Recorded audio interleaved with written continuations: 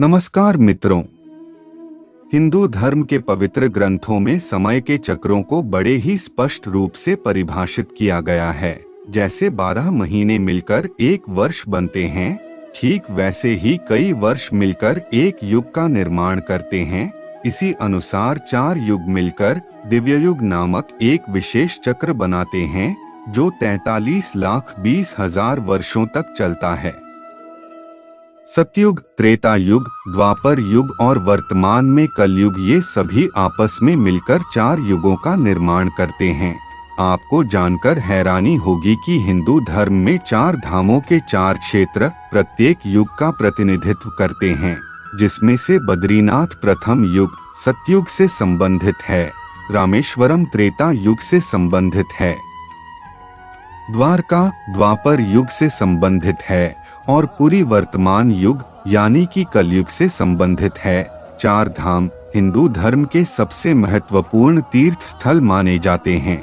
किसी भी हिंदू को मोक्ष प्राप्त करने के लिए अपने जीवन में कम से कम एक बार इन स्थानों की यात्रा करना जरूरी माना जाता है। 4 धाम देश के अलग अलग हिस्सों में स्थित हैं।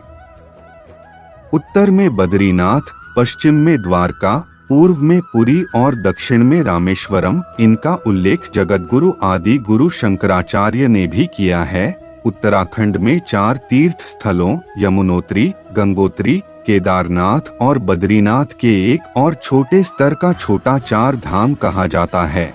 हिंदू मान्यता के अनुसार बद्रीनाथ में भगवान विष्णु के अवतार नरनारायण ने तपस्या की थी। उस समय वह स्थान बेर के वृक्षों से भरा हुआ था। संस्कृत भाषा में जामुन को बद्री कहा जाता है, इसलिए इस स्थान का नाम बद्रिकावन यानी जामुन का जंगल रखा गया।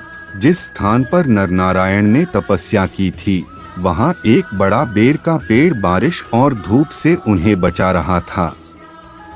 स्थानीय लोगों का मानना है कि माता लक्ष्मी स्वयं भगवान नारायण को धूप से बचाने के लिए बेर का पेड़ बनी थीं। यह सब सतयुग में हुआ था, इसलिए बद्रीनाथ को पहले धाम के रूप में लोकप्रियता मिली। बद्रीनाथ उत्तराखंड के चमोली जिले में है। प्रत्येक वर्ष दीपावली के अगले दिन से सर्दियों में बद्रीनाथ के कपाट को बंद कर दिया जाता है। इसके बाद ग्रीष्म ऋतु में कपाट को पुनः भक्तों के दर्शन के लिए खोला जाता है।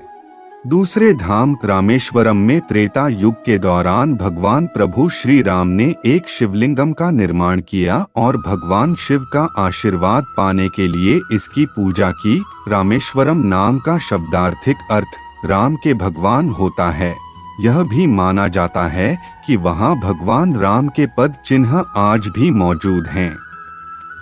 त्रेता युग से रामेश्वर में शिवजी की पूजा एवं उपासना होती है। वर्तमान समय में रामेश्वरम प्रमुख तीर्थ स्थल है। बड़ी संख्या में श्रद्धालु रामेश्वर तीर्थ यात्रा पर जाते हैं। तीसरे धाम द्वारका को इसका महत्व द्वापर युग में उसे वक्त प्राप्त हुआ जब भगवान कृष्ण ने अपने जन्मस्थान मथुरा के बजाय द्वारका को अपना निवास स्थान बनाया। महाभारत में बताया गया है कि द्वारका भगवान श्री कृष्ण की राजधानी थी। यह शहर गुजरात में स्थित है। इतिहासकारों की माने तो गुजरात के द्वारकाधीश मंदिर का निर्माण भगवान श्री कृष्ण के पड़पोते ने करवाया है। कालांतर से मंदिर का विस्तार होता रहा है। इसका व्यापक विस्तार 17वीं शताब्दी में हुआ था। इससे पहले आदि गुरु शंकराचार्य ने द्वारका मंदिर का दौरा कर शारदा पीठ की स्थापना की। ऐसा अनुमान लगाया जाता है कि यह मंदिर 2500 वर्ष पुराना है। द्वापर युग में द्वारका एक नगरी थी जो आज समुद्र में समाहित है। वर्तमान समय में इस पावन स्थल पर द्वारकाधीश मंदिर स्थित है। द्वारकाधीश मंदिर में प्रवेश हेतु 2 द्वार हैं। मुख्य प्रवेश द्वार को मोक्ष द्वार और दूसरे द्वार को स्वर्ग द्वार कहा जाता है। मंदिर में भगवान श्री कृष्ण की चांदी से बनी प्रतिमा स्थापित है। भगवान विष्णु को कलयुग के लिए उनके जगन्नाथ अवतार के रूप में पूजा जाता है। जगन्नाथ मंदिर ओडिशा में स्थित है। इस मंदिर में भगवान श्री कृष्ण, बलराम और बहन सुभद्रा की पूजा की जाती है। आषाढ़ मास के शुक्ल पक्ष में जगन्नाथ रथ यात्रा निकाली जाती है। रथ यात्रा देवशयनी एकादशी के दिन समाप्त होती है। कालांतर से यह पर्व श्रद्धा और भक्ति पूर्वक मनाया जाता है। ऐसा मानना है कि इस यात्रा में भगवान श्री कृष्ण और बलराम अपनी बहन सुभद्रा को नगर की सैर कराते हैं। बड़ी संख्या में श्रद्धालु रथ यात्रा में शामिल होते हैं। मेरे प्यारे मित्रों, अगर आपको इस YouTube वीडियो में मेरे द्वारा बताई गई बातें अच्छी और सच्ची लगी हो तो कृपया आप मेरे चैनल धार्मिक भावना को सब्सक्राइब करें।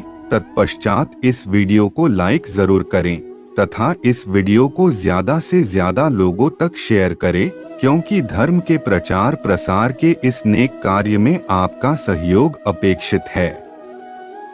अगर इस विषय पर किसी का कोई भी सुझाव या सवाल है तो वो मुझे YouTube कमेंट बॉक्स में जरूर लिखें। मुझे आपके संदेश का इंतजार रहेगा। बोल बम हर हर महादेव। धन्यवाद।